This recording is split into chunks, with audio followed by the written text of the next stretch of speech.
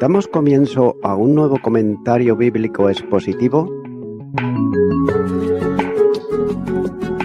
Servidores de Dios. Quien te habla es Manuel Cornejo. En esta ocasión estaré compartiendo sobre el libro de Job, capítulo 27 y versículo 1, donde dice: resumió Job su discurso y dijo. Estaré también leyendo cada versículo en paralelo de la versión de la Biblia King James, donde dice: continuó Job su discurso y dijo. Y nótese que comienza diciendo continuó su parábola. Es decir, que después de haber pronunciado el discurso anterior, parece que ahora Job, él se detuvo para ver si alguno de sus amigos optaba por responder, pero al encontrarlos a todos en silencio, él reanudó de nuevo el discurso, que aquí se llama su parábola, su discurso autoritario de peso, de como también señala en el hebreo, ejercer gobierno, autoridad, dominio o poder. Y por tanto debe de concedérsele que este discurso asume él gran audacia, ya que exhibe su propio carácter inmaculado y trata a sus amigos con pocas ceremonias. Continúa ahora con el versículo 2, donde dice: vive Dios que ha quitado mi derecho y el omnipotente que amargó el alma mía.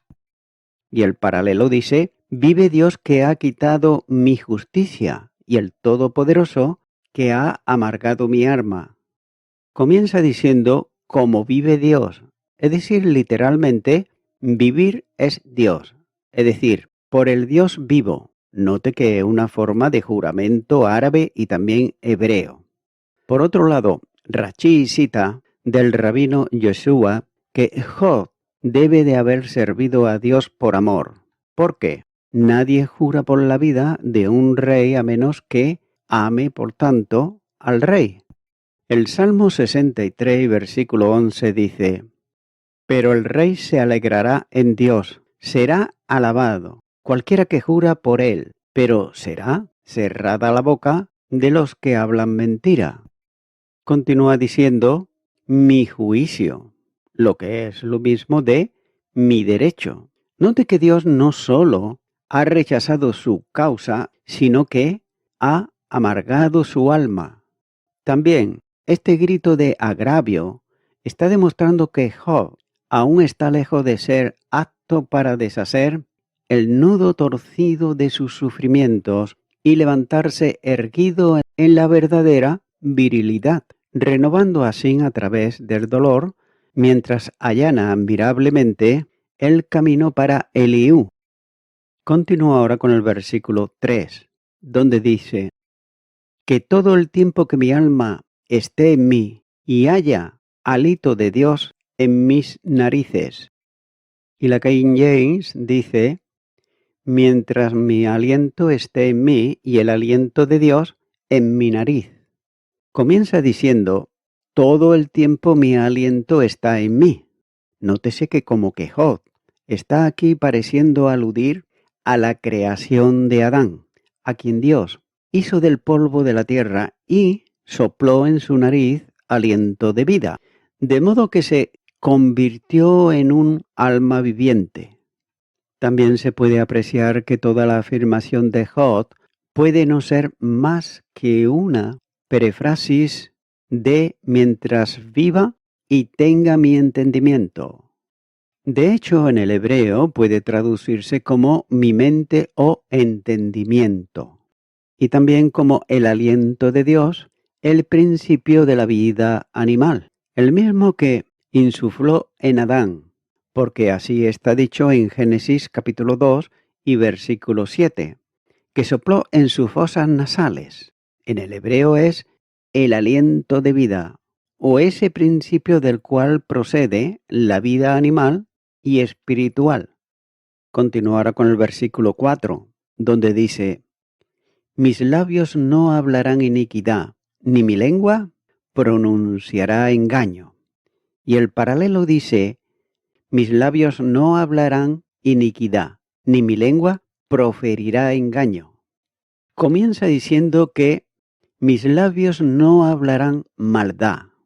Esta profesión solemne, hecha bajo juramento, podría haber hecho algo para disipar la sospecha de sus amigos con respecto a él y para mostrar que se habían equivocado en su carácter. También es una seguridad solemne que no quiso vindicar la causa de la maldad ni decir una palabra a su favor, y que mientras viviera nunca se le encontraría defendiéndolo.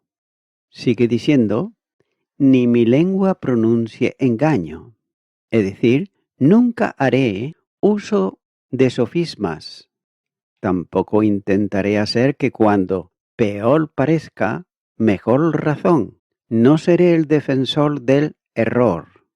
Nótese que este siempre había sido el objetivo de Job, y ahora dice que ninguna circunstancia debiera inducirlo a seguir un curso diferente mientras él viviera, ya que probablemente quiere decir también como el siguiente versículo parece implicar, que ninguna consideración debe inducirlo a tolerar el error o a paliar el mal, y tampoco se vería disuadido de expresar sus sentimientos por ningún temor de oposición o incluso por ningún respeto por sus amigos. Ninguna amistad que pudiera tener con ellos lo iba a estar induciendo a justificar lo que honestamente consideraba él un error.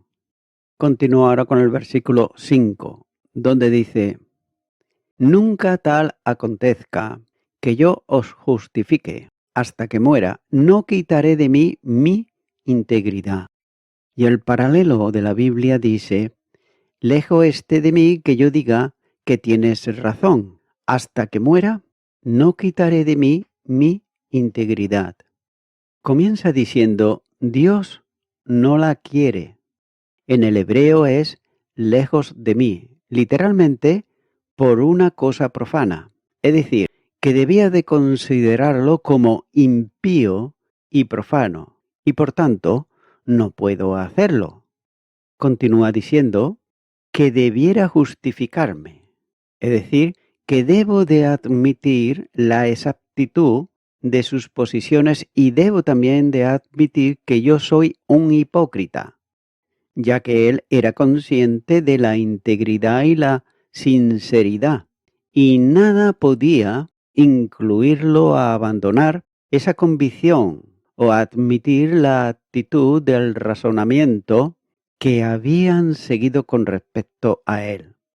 Coverdale parece ser que le ha dado aquí una interpretación correcta en cuanto a esto, cuando dice, Dios no quiera que conceda que tu causa sea correcta.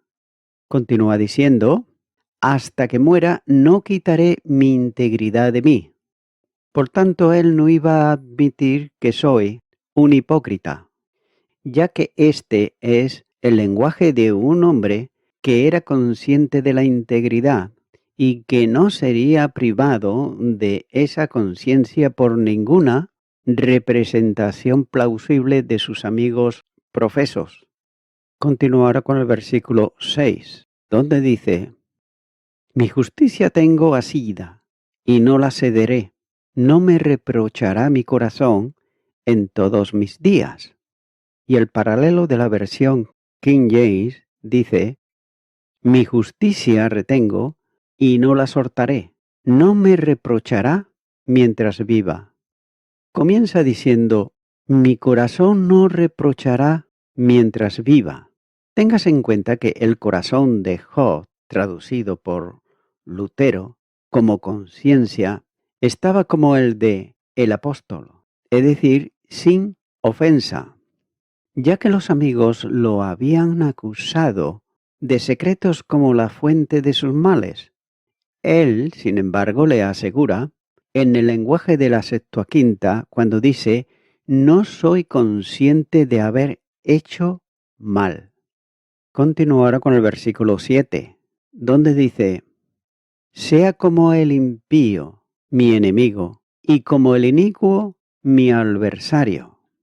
Y el paralelo dice, sea mi enemigo como el impío, y el que se levanta contra mí como el injusto.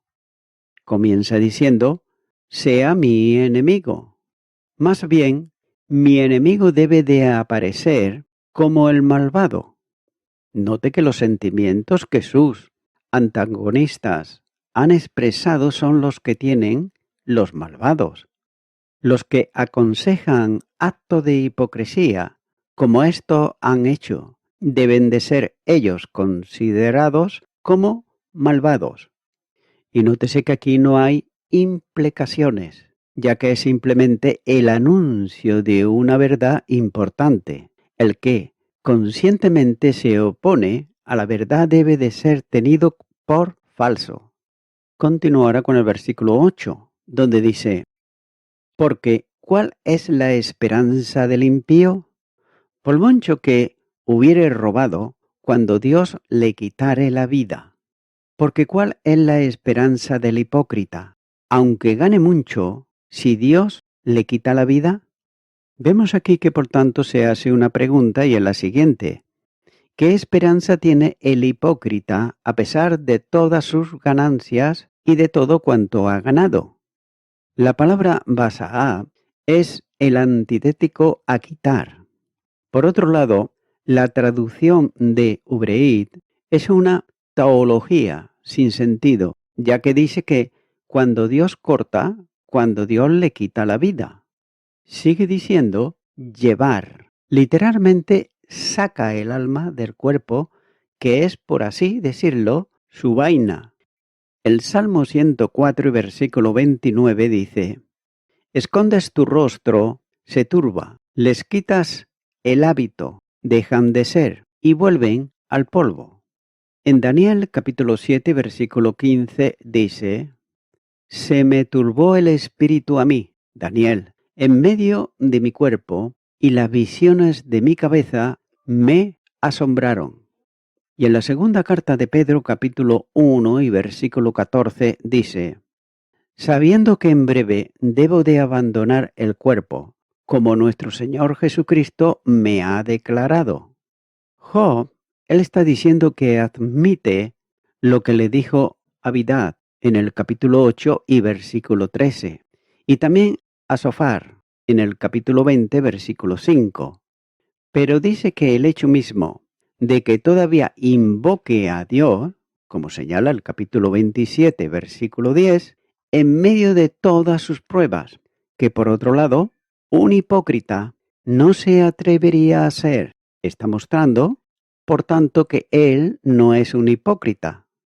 Continúa ahora con el versículo 9, donde dice, ¿oirá Dios su clamor cuando la tribulación viene sobre él?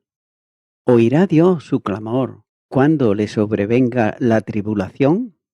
Note que un hipócrita no ora a Dios con consuelo ni con ninguna esperanza sólida de que Dios le oiga, como yo sé que me oirá a mí, aunque no de la manera que nosotros podemos pensar. Sigue diciendo, cuando le sobrevenga la tribulación. Es decir, cuando su conciencia culpable volará en su cara, de modo que no se atreva a orar y acusarlo ante Dios, para que Dios no lo oiga. Continuará con el versículo 10, donde dice, ¿se deleitará el omnipotente? ¿Invocará a Dios en todo tiempo? ¿Se deleitará en el Todopoderoso? ¿Siempre invocará a Dios? De manera que comienza diciendo que se deleitará en el Todopoderoso. Es decir, cuando no tiene más en lo que deleitarse, no. Ya que su deleite está en las cosas del mundo, que ahora se hunden precisamente debajo de él. Sigue diciendo, ¿siempre invocará a Dios? Es decir, ¿tendrá la confianza para orar a Dios y esperar algún consuelo de él? Es más, ¿no preferirá desanimarse en tal caso y dejar de llamarlo? Note que ciertamente aquellos que no se deleitan en Dios no lo invocarán por mucho tiempo. Continúa ahora con el versículo 11, donde dice: Yo os enseñaré en cuanto a la mano de Dios, no esconderé lo que hay para con el Omnipotente. Te enseñaré acerca de la mano de Dios, lo que está con el Todopoderoso no lo ocultaré. Comienza diciendo: os enseñaré de la mano de Dios, es decir, con la ayuda y la inspiración de Dios por tales argumentos que son irresistibles. Así pues, las palabras, sin embargo, pueden traducirse como concernientes a la mano de Dios, esto es, concerniente a su consejo, concerniente a su providencia, concerniente al gobierno, concerniente al mundo o a la manera de su trato con los hombres y especialmente con los malvados, de quienes habla, mostrando así cuán lejos está la mano de Dios para ellos sobre o contra ellos. Sigue diciendo, lo que está con el Todopoderoso, esto es, en su consejo y cómo ejecuta sus propósitos secretos con respecto a ellos. No voy a ocultar, como señala Job capítulo 27, versículo 13. Por tanto, declararé la verdad de Dios y la doctrina que ha enseñado a su iglesia sobre estos asuntos. Continúo ahora con el versículo 12, donde dice: He aquí que todos vosotros lo habéis visto. ¿Por qué pues os habéis hecho tan enteramente vanos? Ciertamente todos los habéis visto. ¿Por qué entonces te comportas con completa tontería? Comienza diciendo, vosotros mismos lo habéis visto. Es decir, ellos habían visto los hechos que están a punto de aducir, están también de acuerdo con sus puntos de vista. De hecho, Job ha insinuado varias veces lo que ahora está expresando, que la prosperidad de los impíos no es interrumpida. Continúa diciendo, totalmente vano, literalmente vano en la vanidad, o vano hasta la misma vanidad, ya que su locura consistió en parte en hacer un falso uso de la verdad. Las palabras que pronunciaron se acuñaron a sí mismas en un estado correspondiente del corazón, una verdad implícita a la fuerza en el verbo hebreo cuando dice hablar vanamente. Gesinio lo traduce ser vanidoso y Food lo traduce y dice las opiniones huecas ahuecan al hombre. Y el segundo libro de Reyes, capítulo 17, versículo 5, dice, siguieron la vanidad y se hicieron vanos. Continúa ahora con el versículo 13, donde dice, esta es para con Dios la porción del hombre impío y la herencia que todos los violentos han de recibir del Omnipotente. Esta es la porción del impío ante Dios y la heredad de los opresores recibida del Todopoderoso. Comienza diciendo que esta es la porción del impío ante Dios, lo que se menciona en los siguientes versos, en el que Job lo entrega ya sea como en primer lugar, por ejemplo, la opinión de sus amigos en cuya persona lo expresa, y luego declara su disidencia de ellos, y en segundo lugar, su propia opinión y hasta qué punto está de acuerdo con ellos, porque su sentido difiere muy poco de lo que dijo Sofar en el capítulo 20 y versículo 29. Continúa diciendo, ante Dios, ya sea guardado con Dios o en su consejo y designación o que tendrá de Dios, como lo explican las siguientes palabras, cuando continúa diciendo, de los opresores, que son poderosos, son feroces, son terribles y dañinos para la humanidad, como implica esta palabra, a quienes, por lo tanto los hombres, no pueden destruir, pero sin embargo, Dios lo hará. Continúa ahora con el versículo 14, donde dice, si sus hijos fueren multiplicados serán para la espada, y sus pequeños no se saciarán de pan. Si sus hijos se multiplican, es para la espada, y su descendencia no se saciará de pan. Comienza aquí diciendo, sus hijos. La calamidad también se cierne sobre su hogar, sobre sus hijos, también que perecen, unos por la guerra y otros por el hambre. La brillante descripción de Job de una familia sin Dios, como señala capítulo 21, versículo 8. Pero ahora califica declarando su destino. Tengas en cuenta que esto es dolorosamente natural que el desolado Job primero hable de los hijos, de los impíos. Y voy concluyendo con esto. Job hace 4 preguntas que solo se pueden responder en forma negativa, ya que el impío no puede tener esperanza alguna después de la muerte, porque ha rechazado a Dios, ya que solamente por la fe en Jesucristo el hombre pecador puede ser librado del pecado y de la muerte eterna. También podemos observar que Dios no escucha el clamor de los impíos que lo rechazan en tiempos de prosperidad, pero que sin embargo lo invocan en tiempos de tribulación.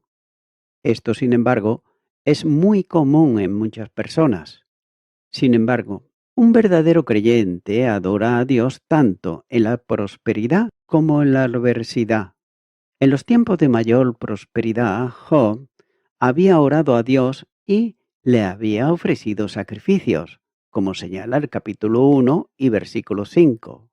Pero tengas en cuenta que el impío no encuentra deleite en el Todopoderoso, ni le invocará en todo tiempo, como señala el capítulo 10.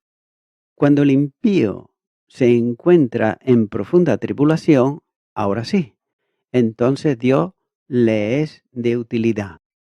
Amigo y amiga oyente, la palabra de Dios nos enseña en Proverbios, capítulo 1 y los versículos 24 al 28, donde dice, por cuanto llamé y no quisisteis oír, extendí mi mano y no hubo quien atendiese, solo que desechasteis todo consejo mío y mi reprensión no quisisteis. También yo me reiré en vuestra calamidad y me burlaré cuando os viere lo que teméis. Cuando viniere como una destrucción lo que teméis y vuestra calamidad llegare como un torbellino, cuando sobre vosotros viniere tribulación y angustia, entonces me llamarán y no responderé, me buscarán de manera y no me hallarán. En el día de hoy el hombre se cree a sí mismo autosuficiente. Sin embargo, hay que decirlo que carecen de muchas cosas que son de suprema importancia. Jeremías capítulo 6 versículo 16 dice, así dijo Jehová, paraos en los caminos y mirad y preguntad por las sendas antiguas, cuál sea el buen camino, y andad por él, y hallaréis descanso para vuestra alma. Mas dijeron, no andaremos. Mi amigo, mi amiga oyente, Dios respeta el libre albedrío que Él le dio al hombre, pero sigue diciendo en Jeremías capítulo 29 y versículo 13, y me buscaréis y me hallaréis, porque me buscaréis de todo vuestro corazón. Dios continúa extendiendo su salvación en Cristo Jesús a toda persona en el día de hoy, y lo hace precisamente para que esa persona sea justificada por Jesucristo de la condenación del pecado, que es la muerte, porque la paga del pecado es muerte, pero la dávida de Dios es vida en Cristo Jesús. Así que, mi amigo, mi amiga oyente, si aún no tienes a Cristo en tu corazón, pues falta lo más importante para tu vida, que es tener al Salvador Jesucristo como tu Salvador, ya que Él dio su vida, pagando así el precio por tu rescate en la cruz del Calvario. Ora conmigo esta oración que voy a estar haciendo y repite conmigo y di: Señor Jesucristo, hay veces que te he invocado y lo he hecho por mero egoísmo, porque tenía necesidad. Pero pasado ese tiempo, ya no te he buscado. Ha pasado. Pero no quiero que siga siendo así. Quiero buscarte cada día de mi vida. Y tu palabra dice que el que a ti viene, el que te busca a ti, te encontrará. Por eso yo te pido perdón por todos mis pecados y por todos mis delitos. Te busco de todo corazón y te acepto en mi corazón como mi único y suficiente Salvador. En tu nombre, amén.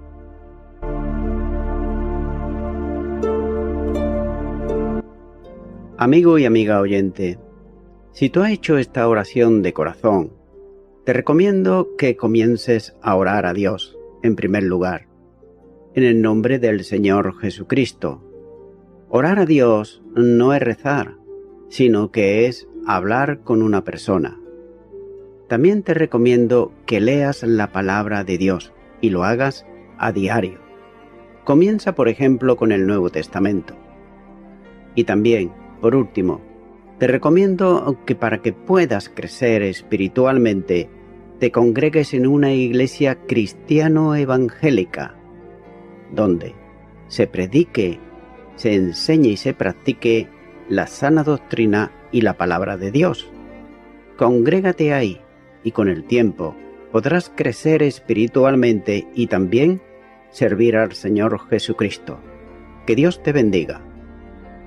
Y a toda la audiencia, nuevamente ya me estoy despidiendo de todos ustedes y será hasta el próximo programa. Que Dios os bendiga a todos.